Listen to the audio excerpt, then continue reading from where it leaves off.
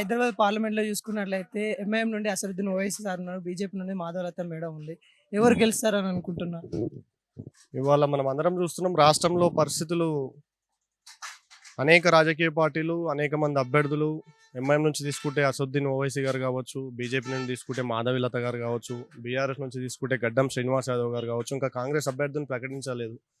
ఇవాళ రాష్ట్ర ప్రభుత్వం, ఇవాళ కాంగ్రెస్ ఏర్పడినప్పటికీ కూడా ఇవాళ రాష్ట్రంలో నీళ్లు లేక, సక్రమైన వసతులు లేక, రాష్ట్ర ప్రజలకు అందే ప్రయోజనాలు అందక, ఏదైతే బీఆర్ఎస్ ప్రభుత్వంలో అందినటువంటి ప్రయోజనాలు అందక ఇవాళ అనేక మంది రైతులు కూడా బాధపడుతున్నటువంటి సందర్భం మనం అందరం చూస్తూ ఉన్నాం.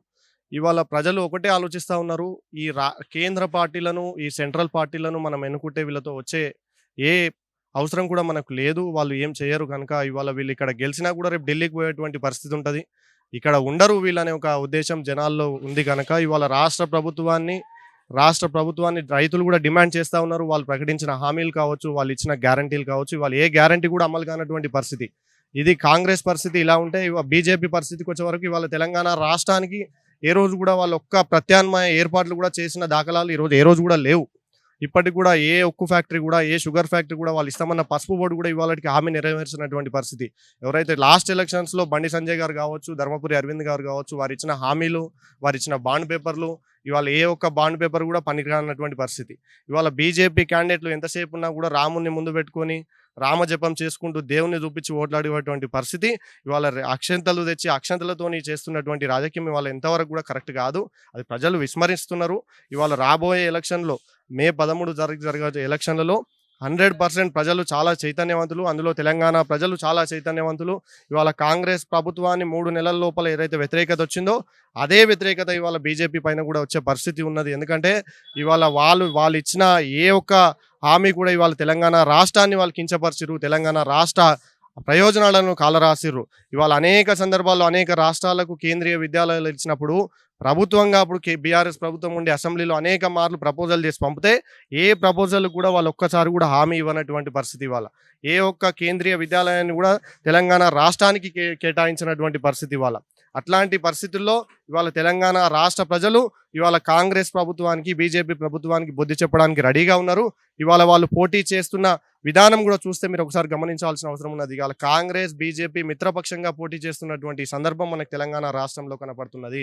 వాళ్ళు ఎక్కడ బీజేపీ క్యాండిడేట్ను పెడితే అక్కడ కాంగ్రెస్ డమ్మీ క్యాండిడేట్ను పెట్టే పరిస్థితి ఉన్నది. మీరు మల్కాజ్గిరి చూసుకుంటే డమ్మీ క్యాండిడేట్ను పెట్టారు, సికింద్రాబాద్ చూసుకుంటే డమ్మీ క్యాండిడేట్ను పెట్టారు, ఇంకా కరీంనగర్లో కూడా ఇప్పటివరకు క్యాండిడేట్ను కూడా డిక్లేర్ చేయలేటువంటి పరిస్థితి. ఇవాళ హైదరాబాద్ విషయానికి వస్తే కాంగ్రెస్ పార్టీ ఇవాళ అభ్యర్థి కోసం వాళ్ళు ప్రయత్నిస్తూ ఉన్నారు. అంటే ఇవాళ బీజేపీ పార్టీకి కాంగ్రెస్ పార్టీ ప్రత్యామ్నాయం అని చెప్పి మనందరం కూడా తెలుసుకోవాల్సింది. ఎంఐఎంకు సపోర్ట్ ఇస్తున్నామని వాళ్ళు ఎక్కడ కూడా ఇప్పటివరకు చెప్పని పరిస్థితిలో వాళ్ళు, ఆయన మోడీ గారేమో అక్కడ అదాని ముద్ద అంటాడు, ఇక్కడనేమో ఈయన అదాని దొంగ అంటాడు, ఈయననేమో మోడీ గారిని రేవంత్ రెడ్డి బడే బాయ్ అంటాడు, ఆయననేమో చోర్ అంటాడు. ఇవాళ ఎవరిని నమ్మాలి? ఇవాళ రాష్ట్ర ప్రజలు అయోమయంలో ఉన్నారు. ఇవాళ రేవంత్ రెడ్డి చెప్పే మాటలు నమ్మాలన్నా, అటు మోడీ చెప్పే మాటలు నమ్మాలన్నా? అంటే ఇవాళ రాష్ట్ర ప్రజలు ఒకటి ఆలోచిస్తున్నారు, ఇవాళ కేంద్రంలో ఉన్న బీజేపీ పార్టీకి వేసిన ఓటు వేస్ట్ అయ్యేటువంటి పరిస్థితి ఉంది. ఇవాళ కాంగ్రెస్ 6 గ్యారంటీలు విస్మరించిన కాంగ్రెస్కు ఓటు వేసినా కూడా ఇవాళ అది వేస్ట్ అయ్యే పరిస్థితి ఉంది. కాబట్టి 100% ఇవాళ తెలంగాణకు శ్రీరామ రక్ష ఇవాళ కేసీఆర్ గారు స్థాపించిన బీఆర్ఎస్ పార్టీ మాత్రమే శ్రీరామ రక్ష. ఇవాళ పార్లమెంట్లో బీఆర్ఎస్ ఎంపీల గలం ఉంటేనే కనుక ఇవాళ తెలంగాణ రాష్ట్రంలో వీళ్ళు ఇచ్చిన 6 గ్యారంటీలు కావచ్చు, బీజేపీ నుంచి రావాల్సిన అన్ని పథకాలు కావచ్చు, ఇవాళ తెలంగాణ రాష్ట్రానికి వచ్చే అవకాశం ఉంది. కాబట్టి ఇవాళ తెలంగాణ రాష్ట్ర ప్రజలు ఆలోచిస్తూ ఉన్నారు, ఎవరికి ఓటు వేయాలి, ఎవరిని ఎన్నుకోవాలి, ఏ నాయకుడు మనకు ముఖ్యంగా పనిచేస్తాడని చెప్పి ఇవాళ తెలంగాణ రాష్ట్ర ప్రజలు ఆలోచిస్తూ ఉన్నారు. ఎవ్వరు కూడా ఇవాళ బీజేపీ కాంగ్రెస్ ప్రభుత్వానికి, కాంగ్రెస్కు ఓటు వేసే సిద్ధంగా లేరు. ఇవాళ తెలంగాణ రాష్ట్ర ప్రజలు అన్నీ గమనిస్తూ ఉన్నాను, అన్ని రాజకీయ పార్టీల గురించి గమనిస్తూ ఉన్నారు. ఇవాళ వాళ్ళ ద్వంద్వ వైఖరి, ఇవాళ డబల్ ఇంజన్ సర్కార్ అంటూ అనేక రాష్ట్రాల్లో ప్రభుత్వాలను కూలగొడుతున్న వ్యవస్థ ఇవాళ ప్రజలందరూ చూస్తూ ఉన్నారు, ప్రజలందరూ గమనిస్తూ ఉన్నారు. ఇవాళ వాళ్ళు ఇచ్చే గ్రాంట్స్ కావచ్చు, ఇవాళ జిఎస్టీ, జీడిపి అనే 2 అంశాల్లో కూడా తెలంగాణ రాష్ట్ర ప్రజలను అనేక సందర్భాల్లో మోసం చేసినటువంటి పార్టీ ఈ బీజేపీ పార్టీ. అదేవిధంగా ఇవాళ కాంగ్రెస్ అధికారంలోకి వచ్చినాక కూడా ఇవాళటి వరకు 13,000 కోట్ల అప్పు తీసుకున్న ముఖ్యమంత్రి, దౌర్భాగ్య ముఖ్యమంత్రి ఇవాళ రేవంత్ రెడ్డి. ఇవాళ మేము కడాఖండిగా చెప్తా ఉన్నాం, ఇవాళ తెలంగాణ రాష్ట్ర ప్రజలు గత 10 ఏళ్ల నుంచి ఏ రోజు కూడా నీళ్లు లేనటువంటి పరిస్థితుల్లో లేరు. ఎప్పుడు కూడా ఈ ఎకరాకు నీళ్ళు ఇచ్చినటువంటి పరిస్థితి బీఆర్ఎస్ పార్టీ ఘనత. కానీ వాళ్ళు ఏంటి పరిస్థితి, రాష్ట్రంలో ఒక్కరు కూడా నీళ్లు లేవు. అదే మాట మళ్ళీ నేను తుగ్గూడ గర్జన సభలో వచ్చి రాహుల్ గాంధీ గారు సిగ్గు లేకుండా, నిర్మోహమాటం లేకుండా ఇవాళ వాళ్ళకు మేనిఫెస్టో పెట్టిరు. ఏం పెట్టిరాయా అంటే ఆ మేనిఫెస్టోలో వేరే పార్టీ నుంచి క్యాండిడేట్ వస్తే ఆటోమేటిక్ డిస్క్వాలిఫై అని పెట్టిరు.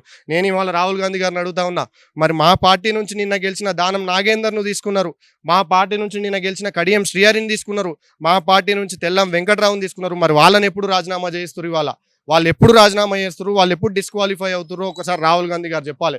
మరి వాళ్ళ రాహుల్ గాంధీ పెట్టిన రూల్స్ ఇవాళ రేవంత్ రెడ్డికి వర్తించవా అని చెప్పి నేను అడుగుతా ఉన్నా. ఎందుకంటే ఇవాళ దమ్ముంటే బీజేపీ పార్టీకి, కాంగ్రెస్ పార్టీకి దమ్ముంటే వాళ్ళు ఇచ్చిన హామీలు నెరవేర్చాలి. ఇవాళ కాంగ్రెస్ పార్టీ తెలంగాణ రాష్ట్రంలో ఓటు అడిగే ముందు ఇప్పుడు 3 చేరిన ఎమ్మెల్యేలను ఫస్ట్ డిస్క్వాలిఫై చేయండి, డిస్క్వాలిఫై చేసి ఉప ఎన్నికకు రండి దమ్ముంటే. ఇవాళ కేటీఆర్ గారు కూడా సవాల్ చేసిర్రు, మల్కాజ్గిరిలో నువ్వు ఉన్న ఎంపీ సీట్గా ఉన్న సీట్లోనే రా కొట్లాడదామని చెప్పి. ఇప్పటి వరకు ఆయన నోరు తెరవరు. అంటే ఇవాళ క్లియర్గా అర్థమవుతుంది ఏంటంటే వాళ్ళు ఇచ్చిన హామీలన్నీ విస్మరించిర్రు, వాళ్ళు ఇచ్చిన పథకాలన్నీ విస్మరించిర్రు, వాళ్ళు ఎక్కడ కూడా పబ్లిక్ అంటిముట్టనట్టు వివరిస్తూ ఉన్నారు. కాబట్టి ఇవాళ తెలంగాణ రాష్ట్ర ప్రజలు మే 13వ తారీఖున తెలంగాణ రాష్ట్ర ప్రజలు కాంగ్రెస్ బీజేపీ పార్టీకి బుద్ధి చెప్పడానికి రెడీగా ఉన్నారు. ఎట్టి పరిస్థితుల్లో కూడా అన్ని పార్లమెంట్ కాన్స్టిట్యున్సీలో బీఆర్ఎస్ అభ్యర్థులు విజయం సాధించబోతున్నారు. మాకు నమ్మకం ఉంది, ప్రగాఢ విశ్వాసం ఉంది తెలంగాణ ప్రజల మీద. మేము 14 నుంచి 15 ఎంపీ సీట్లు మేము గెలవబోతున్నాం.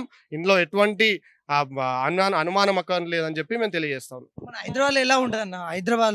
హైదరాబాద్ పరిస్థితికి వచ్చినప్పుడు ఇన్ని రోజులు మాకు ఫ్రెండ్లీగా ఉన్నటువంటి ఎంఐఎం పార్టీ కావచ్చు, వేరే పార్టీలు ఏవైనా కావచ్చు, ఇప్పుడు ఆ ఎంఐఎం పార్టీ అనేది మాకు ఫ్రెండ్లీగా ఉందా లేదా అని చెప్పి ఇప్పటివరకు మాకు తెలియనటువంటి పరిస్థితి. ఒకవేళ మా పార్టీ కనుక ఆదేశాలు ఇస్తే అది వేరు కాంటెస్ట్ ఉంటుంది.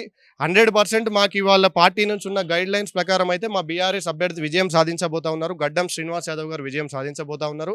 మేము 100% హైదరాబాద్లో కూడా టఫ్ కాంటెస్ట్ ఇవ్వబోతా ఉన్నాం. బీజేపీ వాళ్ళు ఏదో 4 ముచ్చట్లు చెప్పి రాముని అక్షంతలు తెచ్చి ఇచ్చినంత మాత్రాన ప్రజలు ఎవరు ఇవాళ సిద్ధంగా లేరు.